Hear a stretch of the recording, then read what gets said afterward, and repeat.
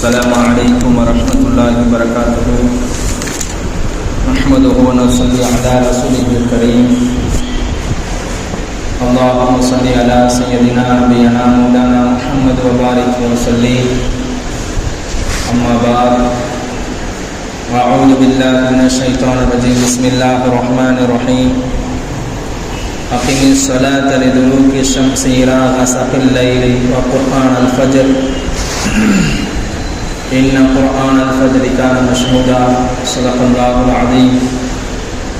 وقال رسول الله صلى الله عليه وسلم: من صلى الصبح فهو في ذمة الله. صدق رسول النبي الكريم. விண்ணையும் மண்ணையும் படைத்து பரிபாலித்துக் கொண்டிருக்கின்ற இறைவனுக்கு எல்லாம் புகழும் உரித்தாகட்டுமாக. அல்லாஹ் சுப்ஹானஹு வ தஆலா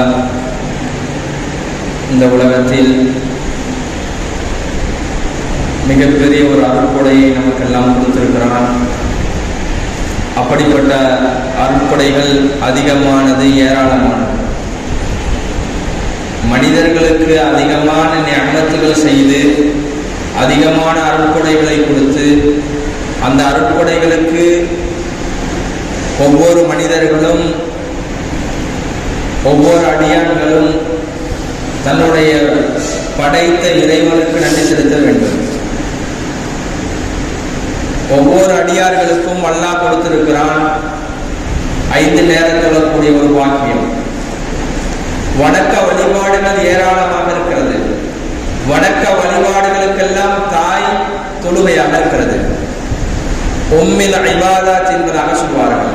வகிய உம்முல் இபாதத். வணக்க வழிபாடுகளுக்கு தாயாக இருக்கக்கூடியது தொழுகையாக இருக்கிறது என்பதாக வரலாறு பதிவு செய்யப்படுகிறது. கண்ணியத்து குறித்தானவர்களே, ஒவ்வொரு மூமினான ஆண்கள் பெண்கள் மீது 5 நேர தொழுகைகள் கடமையாக்கப்பட்டிருக்கிறது. இந்த 5 நேர தொழுகைகளை மவுத்து வரையும் ஒவ்வொருவரும் நிறைவேற்ற வேண்டும். இது ஒரு அமானிதம். இந்த அமானிதத்தை சரிவர நிறைவேற்றி விட்டார் என்று சொன்னால் அவர் அல்லாஹ்வுக்கு, அல்லாஹ் நமக்கு கொடுத்த அமானிதத்தை நாம் அல்லாஹ்வுக்கு பரிபூர்ணமான முறை நிறைவேற்றி விட்டால் அல்லாஹ் நமக்கு கொடுக்கக்கூடிய மிகப்பெரிய உன்னதமான வாழ்க்கை மறுமையில சூனமாக இருக்கிறது. கண்ணியத்து குறித்தானவர்களே, நபி ஸல்லல்லாஹு அலைஹி வஸல்லம் அவர்கள் சொல்லியிருக்கிறார்கள், ஃபஜர் தொழுதும் என்று சொன்னால் ஒரு 12 விதமான சிறப்புகள் என்பது இருக்கிறது. ஃபஜர் தொழுவதனால மிகப்பெரிய ஒரு அவசியம் என்பது இருக்கிறது என்பதாக நபி அவர்கள் சொல்லியிருக்கிறார்கள். முதலாவதாக இருக்கிறது, மன் ஸல்ல சுப்ஹ ஃபஹுவ ஃபீ திம்மத்தில்லாஹ். எவர் ஃபஜருடைய தொழுகையை தொழுவாரோ அவர் அல்லாஹ்வுடைய பொறுப்பில் வந்து விடுவார்.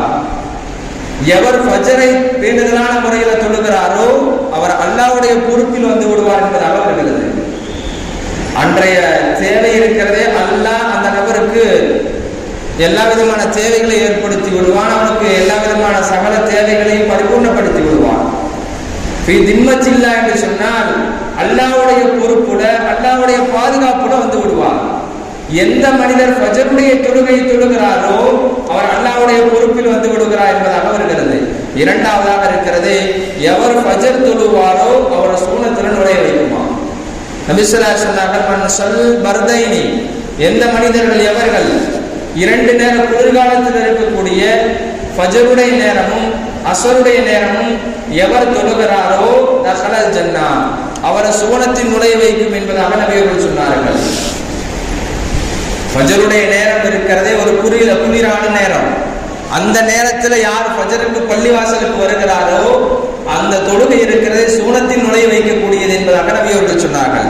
மூன்றாவதாக இருக்கிறது, யாவர் இஷாவுடைய தொழுகையும் ஃபஜருடைய தொழுகையும் இமாம் ஜமாத்தோடு தொழுகிறாரோ இரவு நேரத்தில் பாதி நேரம் நின்று வணங்கிய நன்மை அல்லாஹ் கொடுக்கிறான். இஷாவுடைய தொழுகை ஃபஜருடைய தொழுகையும் ஜமாத்தோட இமாம் ஜமாத்தோடு தொழக்கூடியவர் இருக்கிறாரே, பாதி நேரம் நின்று வணங்கக்கூடிய பாக்கியத்தை அல்லாஹ் சுப்ஹானஹு வ தஆலா கொடுக்கிறான் என்பதாக நபி ஸல்லல்லாஹு அலைஹி சொன்னார்கள். நான்காவதாக நபி ஸல்லல்லாஹு அலைஹி சொன்னார்கள், நாளை கியாமத்துடைய நாளில் பரிபூர்ணமான ஒளி யாருக்கு கிடைக்குன்னு சொன்னா பஷீருல் மஸ்ஸா மஷாயின, எந்த மனிதர் பள்ளிவாசலுக்கு வருகிறாரோ, ஃபிதுல்மிலல் மசாஜித், பள்ளிவாசலுக்கு இருள் சூழ்ந்த நேரத்தில் பள்ளிவாசலுக்கு வருவாரோ அந்த நபருக்கு நீங்க சுப செய்தி சொல்லுங்க. பென்னூரின் தாமி, ஒரு பரிபூர்ணமான ஒரு ஒளி என்பது கிடைக்கும். அது சூனத்தில் மட்டும்தான் கிடைக்கும். நாளை மறுமையுடைய நாள்ல கிடைக்கும். அந்த மறுமையுடைய நாள்ல பரிபூர்ணமான ஒளி யாருக்கு கிடைக்கும் என்று சொன்னால், காலை நேரத்துல அதிகாலை நேரத்துல பள்ளிவாசலுக்கு ஃபஜ்ருடைய தொழுகைக்கு வருகிறாரே இவருக்கு பரிபூர்ணமான முறையில ஒளி கிடைக்கும் என்பதாக நபி ஸல்லல்லாஹு அலைஹி வஸல்லம் சொன்னார்கள்.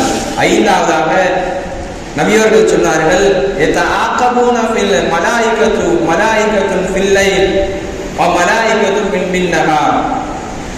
பகல் நேரத்திலும் மலக்குமார்கள் வருவார்கள், இரவு நேரத்திலும் மலக்குமார்கள் ஒருவருக்கொருவர் அவர்கள் வந்து கொண்டே இருப்பார்கள்.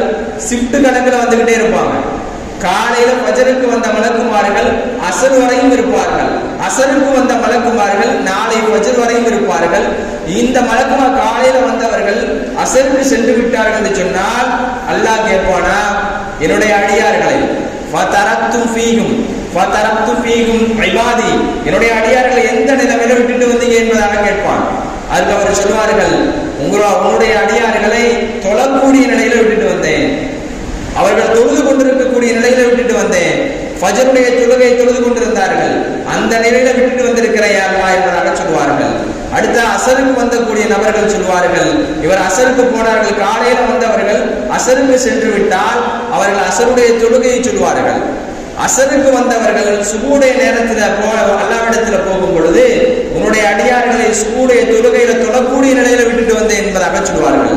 கண்ணியத்து குறித்தானவர்களே, அல்லாஹ் குர்ஆன்ல சொல்லுகிறான், கான மஸ்மூதா என்பதாக அல்லாஹ் சொல்லுகிறான்.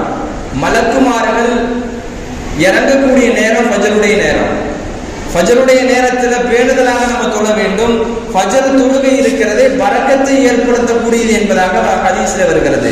ஆறாவது நபி அவர்கள் சொன்னார்கள், எந்த மனிதர் ஃபஜ்ர் தொழுகையை தொழுதுவிட்டு ஹத்தா தத்லு அஷம்சு, அவர் தன்னுடைய சூரியன் உதியும் வரை அந்த நேரத்தில் அந்த இடத்திலே அமர்ந்திருக்கிறாரோ, அமர்ந்திருந்து அதற்கு பிறகு 2 ரக்காயத்து நஃபில் தொழுகிறாரோ ஹஜ் உம்ரா செய்யக்கூடிய பாக்கியத்தை அல்லாஹ் கொடுக்கிறான். தாமத்தன் 3 தடவை நபியர்கள் சொன்னார்கள், பரிபூர்ணமான ஹஜ் உம்ரா செய்த பாக்கியம் அவருக்கு கிடைக்குமா. ஃபஜ்ர் தொழுதுட்டு ஒரு 20 நிமிடங்கள் கழித்து எவர் இஸ்ராக்குடைய தொழுகையை தொழுகிறாரோ அவருக்கு ஹஜ் உம்ரா செய்த பாக்கியத்தை அல்லாஹ் சுப்ஹானஹு வ தஆலா கொடுக்கிறான். 7வது பாக்கியம், ஃபஜ்ர் தொழக்கூடிய நபர் இருக்கிறாரே அவருக்கு ஈடு இல்லாத கனிமத்து பொருட்களை அல்லாஹ் ஏற்படுத்துவான். ஈடு இல்லாத, கணக்கே இல்லாம அதிகமான கனிமத்து பொருட்கள் கிடைக்கும்.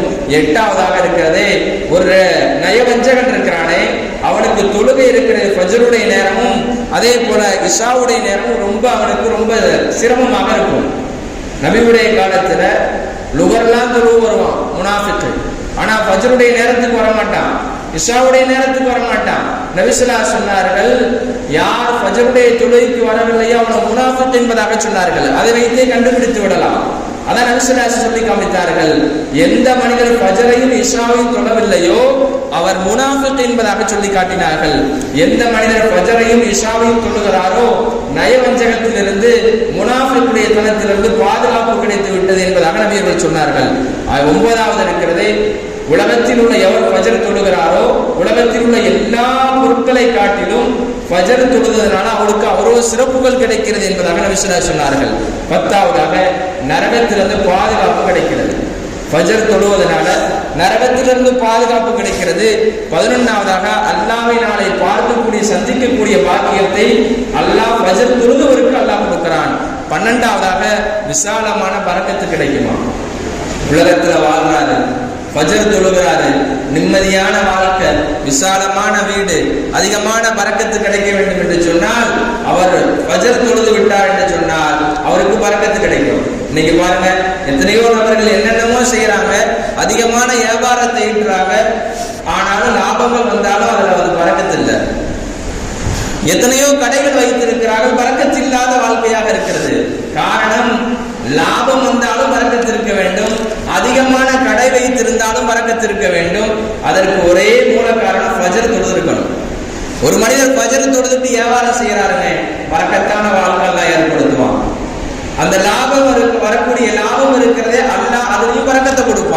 கண்ணியத்து குறித்தானவர்களே, ஃபஜர் தொழுதம் என்று சொன்னால் இவ்வளவு சிறப்புகள் என்பது இருக்கிறது. நபி ஸல்லல்லாஹு அலைஹி வஸல்லம் அவர்கள் சொல்லி காண்பித்தார்கள்.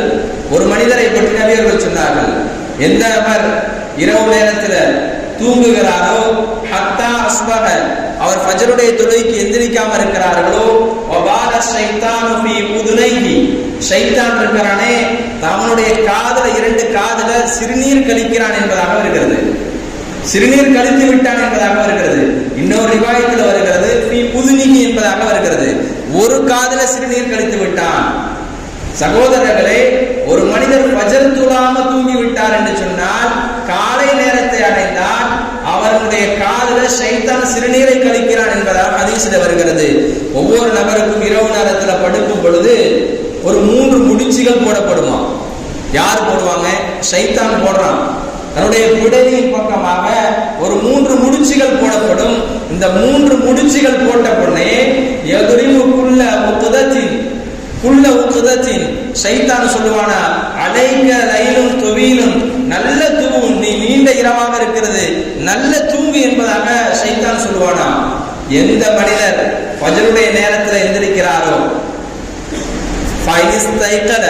அந்த நபர் எழுந்திருத்து எதுபூர்வமாக அல்ஹம்துலில்லாஹி அல்லதி அஹ்யானா பஅதமா மாதானா வ இலைஹி நுஷூர் என்பதாக துஆ ஓதி விட்டால், அல்லாஹ்வை நினைவு கூர்ந்து விட்டார் என்று சொன்னால் ஒரு முடிச்சு விழுந்து விடும்.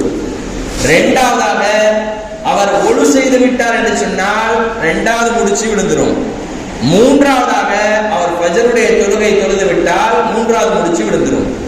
ஒவ்வொரு மனிதனுக்கும் ஷைத்தான் போடக்கூடிய 3 முடிச்சுகள். இந்த 3 முடிச்சுகள் பிடரியின் பக்கமாக போடுகிறான்.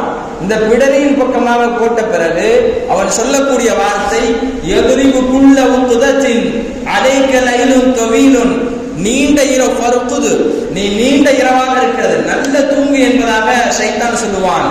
இந்த நேரத்துல, ஃபஜ்ருடைய நேரத்துல எவர் எந்திரிக்கிறாரோ, எழுந்திருத்து பள்ளிவாசலுக்கு வருகிறாரோ, ஒழு செய்கிறாரோ, தொழுகிறாரோ, அன்றைய நாள் இருக்கிறதே அவருக்கு ஒரு நஷீத்துன், அஸ்பஹ நஷீத்துன், ஒரு சுறுசுறுப்பானவனாக இருப்பான்.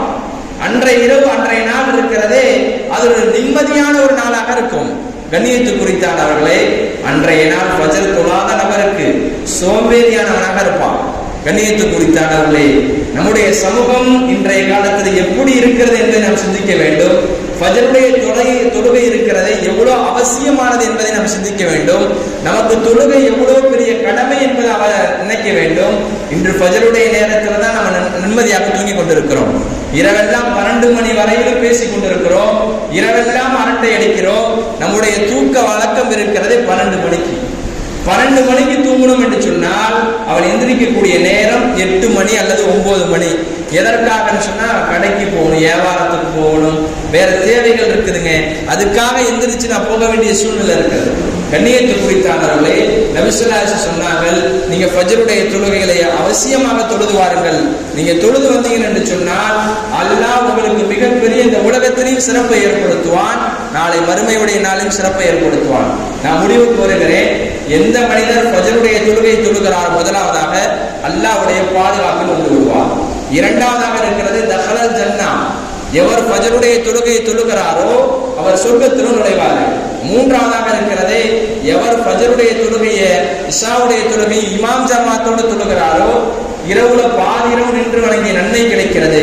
நான்காவதாக நாளை மறுமையுடைய நாள்ல பரிபூர்ணமான ஒளி யாருக்கு கிடைக்கும் என்று சொன்னால் இந்த ஃபஜ்ருடைய தொழுகை தொழுதவருக்கு தான் பரிபூர்ணமான நன்மைகள் கிடைக்கும். ஐந்தாவதாக மலக்குமார்கள் சாட்சி சொல்வார்கள், யா அல்லாஹ் இந்த நபர் ஃபஜ்ருடைய தொழுகை எல்லாம் தொழுதிருக்கிறார் என்பதாக மலக்குமார்கள் சாட்சி சொல்வார்களாம். ஆறாவதாக ஹஜ் உம்ரா செய்த நன்மைகள் கிடைக்கிறது.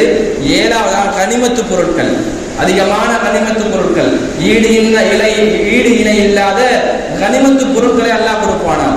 எட்டாவது நயவஞ்சகத்திலிருந்து பாதுகாப்பு கிடைக்கிறது. ஒன்பதாவதாக உலகத்தில் உள்ள எல்லா பொருட்களை காட்டிலும் ஃபஜ்ருடைய தொழுகை தொழுவதனால் அவனுக்கு அவ்வளவு பெரிய சிறப்புகளும் இருக்கிறது. பத்தாவதாக நரகத்திலிருந்து பாதுகாப்பு. 11ஆவதாக அல்லாஹ் அவனை நேரடியாக பார்ப்பான். 12ஆவதாக உலகத்தில் விசாலமான பரக்கத்து கிடைக்கும் என்பதாக சொல்லி காட்டினார்கள். கண்ணியத்து குறித்தானவர்களே, நம்முடைய வாழ்க்கை, நமக்கும் வாழ்க்கை எல்லாம் முடியதான் போகிறது. இந்த உலகத்துல சம்பாதிக்கக்கூடிய ஒரே ஒன்று இந்த 5 நேர தொழுகை.